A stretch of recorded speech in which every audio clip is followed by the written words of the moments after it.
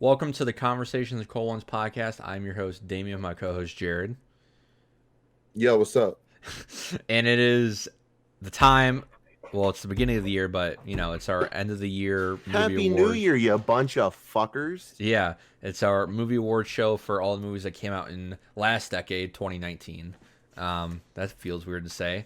But yeah, we're recording this It's 2020 now. on New Year's Day. It is 2020. So happy New Year's. That's the second for me. It's the first for me still. But, Jared, why don't you go ahead and start us off with our first award?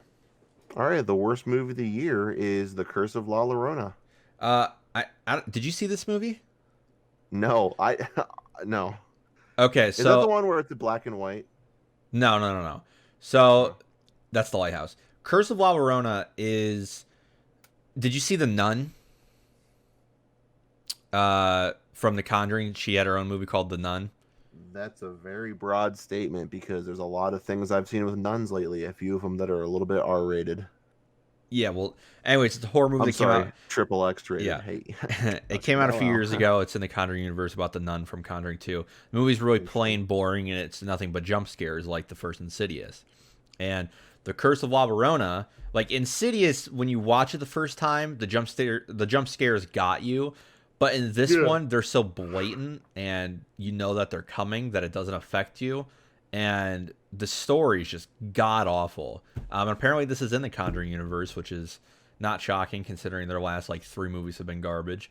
But I kid you not, this is the worst horror movie I've seen in the past 5 years. And I've seen Rubber in that past 5 years. So, yeah, Curse of La Llorona, that's our worst movie of the year. Jerry, go ahead and take us on to the next one. All right, best action, Avengers Endgame. Which I disagree with now that I'm reading what the fucking nominees were, you fucking bastard. You were supposed to read the nominees again. Oh, was I? You didn't tell me that. Yep. You didn't say anything about that. Yep. Yeah, best action nominees: John Wick Chapter 3, Angel Has Fallen, Star Wars Rise of Skywalker, Spider-Man Far From Home, and Avengers Endgame. And you said that Avengers Endgame won, but if it were me, I would have said John Wick Chapter 3. We both agreed on Avengers. We did this about a few weeks ago. Considering you literally were reading these off to me, and I'm like, I've never heard these, and you're like, yeah, I know, I'm picking the winners. Well, for all the other categories, yeah, but me and you actually sat here and talked about best action. I'm gonna go with we didn't. I'm pretty sure we did, Jared, because the only one we did talk about was the worst, and I said, oh, it shouldn't be Spider-Man Far From Home because did you see it Chapter 2? And you're like, yeah, that's fair. I'm pretty sure we talked about best action. So, anyways, either way, I guess John Wick would have been a good follow-up because Avengers Endgame, it was a good movie. I think what helps Avengers Endgame, the final fight scene, there's so much happening and it's so coherent. Like in a lot of in Transformers, right? There's a lot of action happening, but it's hard to follow. In Avengers Endgame, the action's very easy to follow, and there's so much going on. There's so many characters, but the action is very easy to follow, and it's very well made. Also, you have action scenes like Captain America versus Thanos, where he picks up Mjolnir. Spoiler alert if you're one of the only 2 people who haven't seen the movie. But John Wick Chapter 3, the only reason why I didn't give it best action is because I did, at the end of the movie, Jared, you saw the movie, right? I'm guessing you saw the movie. I know you saw the movie. At the end of the movie where he's fighting those 2 guys in that kind of glass building, I feel like it was a great action scene, but it went a minute too long. Yeah. There was a certain point where I was watching, I was like, okay, this needs to end. I'm ready for the next sequence to start. But John Wick Chapter 2 and the first John Wick, no matter what movie it goes up against, those 2 win. That action's phenomenal. John Wick Chapter 2 is probably my favorite out of all of them. Yeah, that's fair. I think I like out of the John Wicks. Yeah, I think the first one's still my favorite. It 2 ends with that rain fight, right? They're fighting. That's the first one. Is that the first one? Okay, yeah. The second one ends with him walking into the fucking. Oh yeah, and killing the dude. The thing, and I can't remember names, of course, but the guy who's the owner of the place, he's like, John, don't do, and he's like, yeah, that's right. And the guy goes, you have no idea what you've done. He goes, yes I do, or I don't fucking care, or whatever he says. And it's just great because that whole thing, and the guy's like, well, you can't kill me, motherfucker. Boom, done. It's just such a it's so perfect for John Wick, like, Yeah. because he followed the rules perfectly, but he's like, you know what, you're a bastard. Yep. So our next category. Oh, go ahead. No, I was just saying, and then the way that they follow up with 3 is really nice as well. I think 3 was like just nonstop fun, which was great. But obviously we gave Avengers Endgame the kind of slight edge over it. Our next category is Best Visual Effects, and our nominees are Avengers Endgame, Star Wars: The Rise of Skywalker, The Lion King, Ad Astra, and Midway. And our winner for Best Visual Effects is Ad Astra. If you haven't seen this movie, I'm a sucker for space scenes. Stuff. What I like about space scenes is there's, especially in a movie like Interstellar and Ad Astra, there's not much going on, but the way they use lighting and the way they cast shadows has always looked interesting to me, and I'm always so interested with that. And I just love, like, even Star Wars, just how beautiful space is, even though there's nothing going on. We're just talking about the fight sequences of Ad Astra and the kind of CGI space stuff that's going on. It was phenomenal. Midway, I think, is probably the second best. Hey, who starred in Ad Astra? Brad Pitt. Interesting. Did not know that's who you were gonna say. Yeah. But yeah, Ad Astra was a great movie. And just for a visual looking movie, it was top tier. And I do think Avengers Endgame is in the top 3 of those, and then probably Rise of Skywalker. And then I don't know why I put Lion King on this list, because it doesn't deserve to be on here, but obviously it'd be the 5th one. Moving on to our next category, it is Best Cinematography. I'm going to go ahead and say this. I'm going to butcher these names, but I'll try.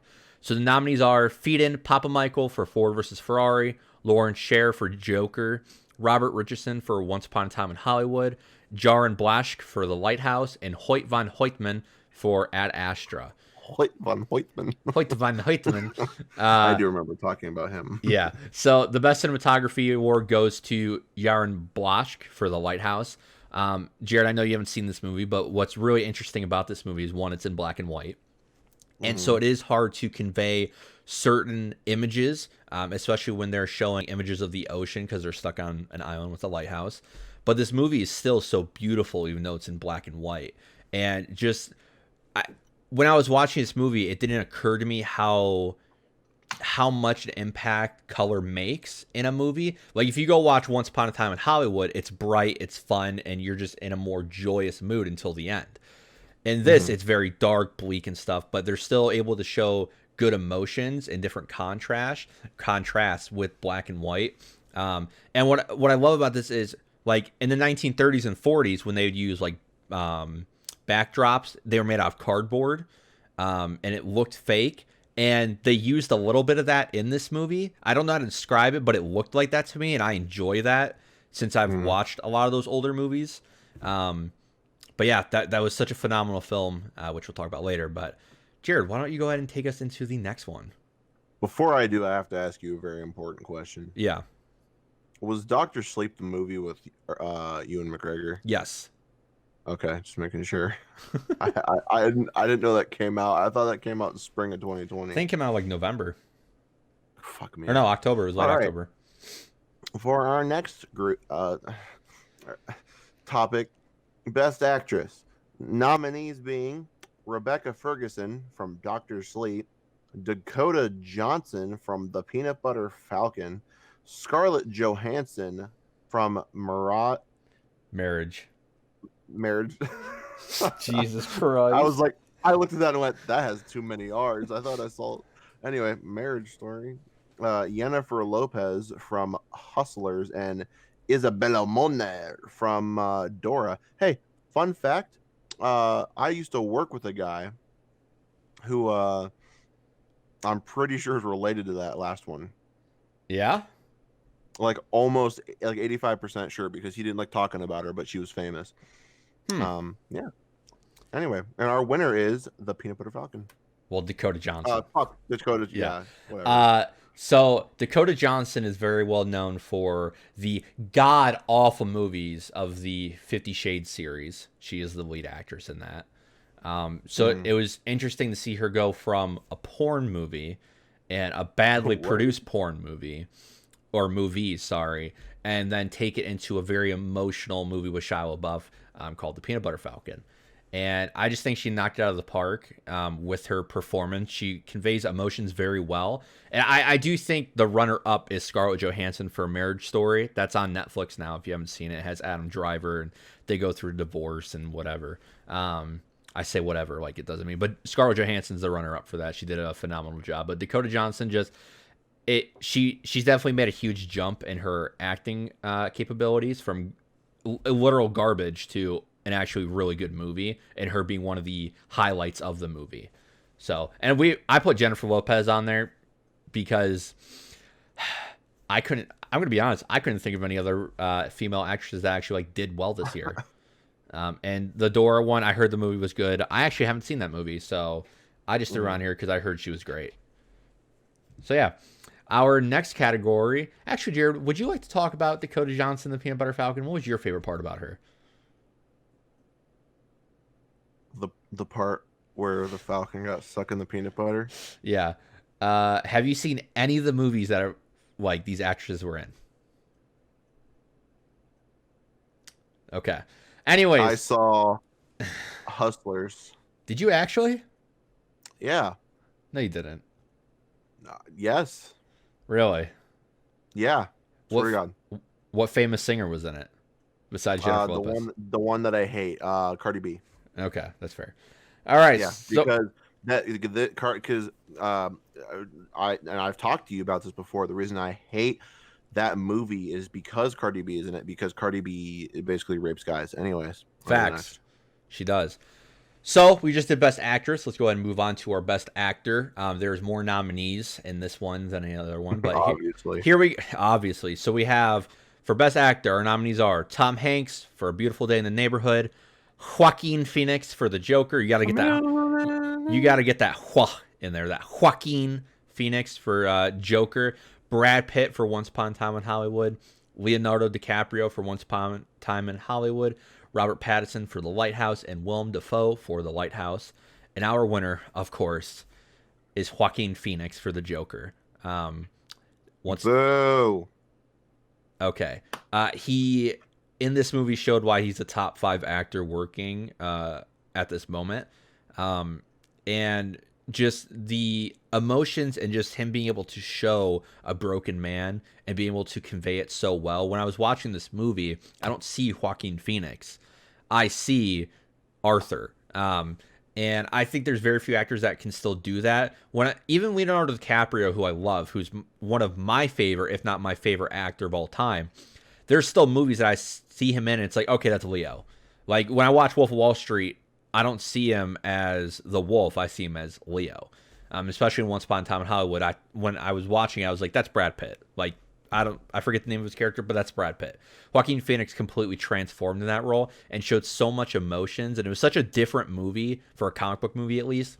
And just overall, it was just phenomenal what he was able to do. The fact that like he hinted at possible mental illness with his character and trauma that they never really talked about, but it was conveyed through his acting was phenomenal. And the way, I'm not going to spoil it because most people might not have seen it, but there's kind of a point in the ending of, or I guess when the final act starting, that something big happens and he plays it off so well to kind of bring in those outer or inner themes of darkness and what it can make us do. And it was phenomenal by Joaquin Phoenix. So Jared, go ahead and take us into the next one. All right, Best Director. Our nominees are Todd Phillips for Joker, Robert Eggers for The Lighthouse, fucking Quentin Tarantino for Tarantino. The Once Upon a Time. Get it right. Once Upon a Time in Hollywood, Martin Scorsese for The Irishman, and Tyler Nilson and Michael Schwartz for The Peanut Butter Falcon. And our winner is Robert Eggers for The Lighthouse. We just talked about this movie, so I'll make it quick. But he's directed The Witch, which is on Netflix. If you haven't seen that, go watch it. It's a different take on a horror movie, and it uses the Bible to tell a horror movie. and how Is that the one where they fucking it's present day, but they block them out from the rest of the world? no, the Witch. No, not the Witch. That's You just said that. no, this one's Fuck called The you. Witch. No, it's the one by the guy who directed fucking Signs. Not Signs. The guy who directed fucking I See Dead People. I forget his fucking name now. Okay. Well, anyways, on to our next topic. No, Damien. I got to talk about the movie. So The Lighthouse. Anyway, so he directed The Witch, and he conveyed really cool storytelling by using the Bible and showing how religious faith can be bad in many ways, but also be good in different ways. And The Lighthouse is no different. It's such a weird movie that it just works. And whenever a movie can give me a scene where Willem Dafoe is yelling at Robert Pattinson for not liking his food that he cooked, it's a winner for me. So Facts. we're going into the next portion. God, what's the fucking director's name? He directed like Split. God, I know his name so much. I'm looking it up right now because it's gonna kill me. God, You'll live. no, I won't. I need to pull up. You're fine. Just keep going. Okay, so we're moving on to most disappointing. It's M. Night Shyamalan. There we go. That's who I was fucking thinking of. And the movie you're thinking of is The Village. That's what it was. Anyways, so most disappointing, the nominees are It Chapter 2, Spider-Man Far From Good, The Lion King, Dark Phoenix, and Men in Black International. And our winner for most disappointing, or I guess our loser for most disappointing, is It Chapter 2. This movie was so disappointing just because of the way the first one left off. You had a very good story going forward. You had a cast that felt like actual friends, and the chemistry was amazing. And I think Pennywise was actually like intense and very scary. Now that movie has flaws. I think the CGI is bad and the storytelling is kind of iffy. But what really makes you watch that movie is Pennywise and then the chemistry between all the kid characters. This one, obviously, it's more kind of well-known actors, and I just don't think their chemistry works well enough. And just like in the original TV movie that they made, I think the second chapter really falls flat in the scares and kind of the intensity building. And I won't spoil the ending of it, but when I was in the movie theaters... They all die. No. When I was in the movie theaters, I was watching with my mom, and I looked at her and said, I cannot believe this is how they're ending it. True story. I went, this makes no sense. The way that they end up killing Pennywise makes absolutely no sense, and the whole sequence that's happening while they're trying to do it makes no sense. And there's a storyline. Isn't it the Disney effect? No. No? Power of Friendship? Oh yeah, it is that. Oh well, but I thought you were talking about like them not killing anybody ever.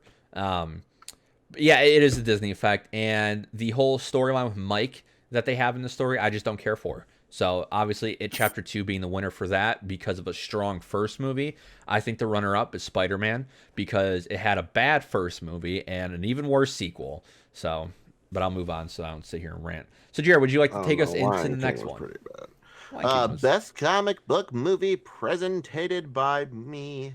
Yes, you didn't have to read that last part. Nominees: Avengers Endgame, Shazam, Batman, Joker, and Spider-Man Far From Any Chance of Winning. And our winner is Shazam. It's Joker. So no, the real joke here is that you think Joker is good. Ha! You haven't seen the movie though. It's bad. Don't even fucking talk. You haven't even seen the movie yet. Shazam was better. Shazam was not better. Shazam had flaws. Shazam was. So did Joker. Fuck. Joker does have flaws, but not as many. I can't wait for 6 months from now or a year from now. People are gonna look back and be like, "Wow, Joker was not as good as I thought it was." Just like they're doing with Avengers Endgame. It's gonna be fucking great. Anyway, continue. But Joker actually has a good story to it. Anyways, the reason Fuck why Joker. you haven't even seen it, I'm not even getting into this right now. So Avengers, I have seen it. You've seen the Joker. Yeah, I went and saw it. What's the big after the last podcast? What is the two biggest Jamie, twists at the end? We've already talked about this. Have we? What's the two big twists? He's the Joker, and he kills people. Oh my god, you didn't fucking see the movie. You didn't see the movie. Anyways, so Avengers Endgame didn't win because I think the overall story was there was many plot holes in that story. And just obviously they were kind of bringing all the stories together, so they had to leave some stuff out, just like the new Star Wars movie. Shazam didn't win.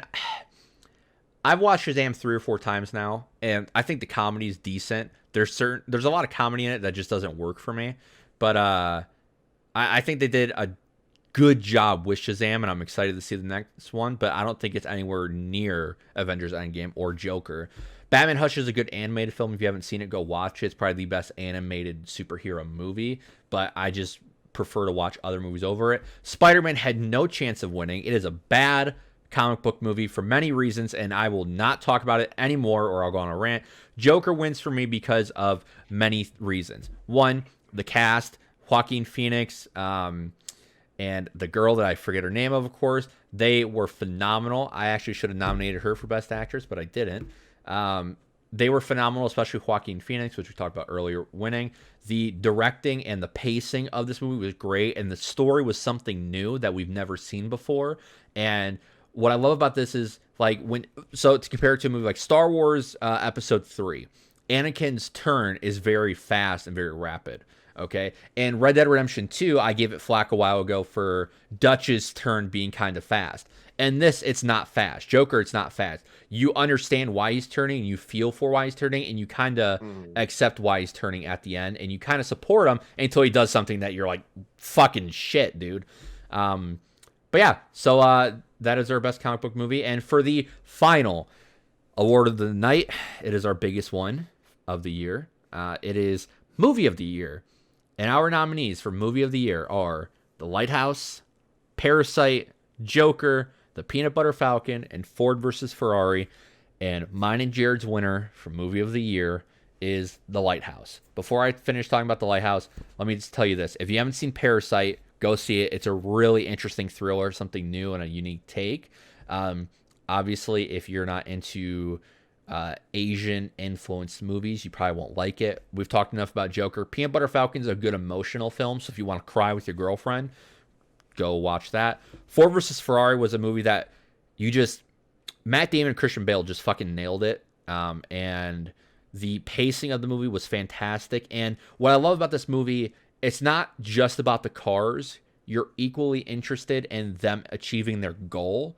And it has very good morals of the story, saying, hey, if you believe in something, enough, nobody can tell you that you can't do something. Because at the time they were fighting the higher up companies saying you can't beat Ferrari, and they proved that they did. And it's just such an interesting piece of history that I don't think people think about anymore. Ferrari was the #1 racing car in the world. They were not getting beat by much. Actually, they weren't getting beat at all.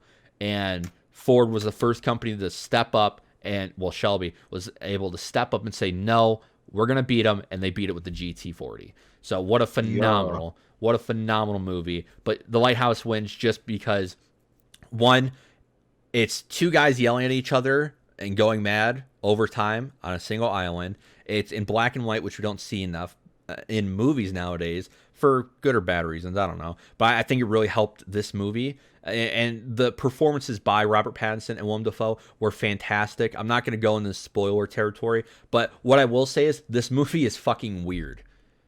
It is weird, but I loved it. So, yeah. Is there any movies, Jared, that you're interested to see this year that are coming out? Is there any that's kind of on your top of the list? Or like a TV show, like WandaVision's coming out or something like that? Any of those? I want to see Star Wars Clone Wars Season 7. Does that come out this year? Oh, it does. Yeah, later this year, right? Yep. Other than that, I really can't think of anything. I think is Doctor Strange 2 coming out this year? Or is that 2021? So they're doing that's 2021, but the WandaVision show comes out later this year. Oh, I don't fucking care about that. The Black Widow movie, and that's pretty much it. Because I haven't looked. Amazingly, usually this time of year, I'm watching videos video after video about movies that might come out. I haven't done that yet, so I don't know what's coming out. Okay. My personal, I guess, the one I'm most excited for is Tenet, Christopher Nolan's new film. Christopher Nolan. Oh, yeah. Yeah, he directed Inception, Interstellar. The list just goes on. Dunkirk, Memento, all that. So that looks good. Yeah. His movie comes out July, I think, and I'm here for it. It looks fucking amazing. So it's an interesting concept, which he always does. But that's our movie award show. Next week, it'll be back to normal things. Not much is happening. What?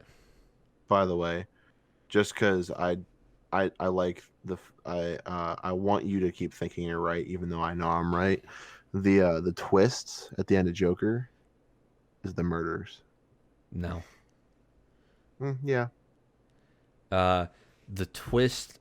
I'm gonna spoil Joker right now, so if you haven't seen it, No, I'll spoil it because you think I'm wrong. The murders, the one where the parents die and the one where he kills the lady, that one.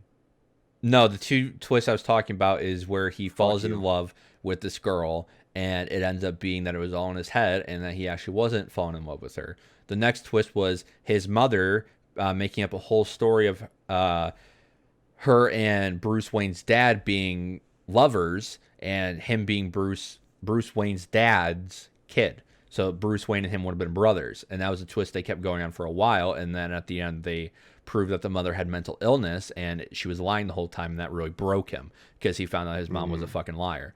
Anyways, so next week's a normal show, so we'll see you then. Not much is happening. We're just kind of playing Witcher, Rocket League, stuff like that. So let us know what you want to hear. Maybe we'll do a Q&A next week. Yeah, people have to send us questions for the A's. No, though. actually, I say that because 3 or 4 days ago, I actually listened to our original Q&A episode. Yeah. And we should do that again. Yeah. Yeah, me and you make up questions for each other again and do it again, you know what I mean? Yeah. Yeah, all right, Or next week. Q&A. Or we could bring in outside people like our friend David or anyone else and be like, all right, ask us questions. Yeah, David's boring though. He won't do it. He's a little prick. Unless we're not talking about Fortnite, he doesn't want to do it. I mean, we could also there's other friends. Yeah, I could get Cody on here. I don't know. I mean, Maybe Carve. We could get yeah. I was gonna say give him one chance. And see I'll how give he Carve does. one chance. That would be interesting. Because I feel like he could. Like I know that we're worried about him, but I feel like he could bring some really good questions to the table. I get it. Oh, I could also bring Desmond. He's been wanting to be on, but I don't know about Desmond. Yeah.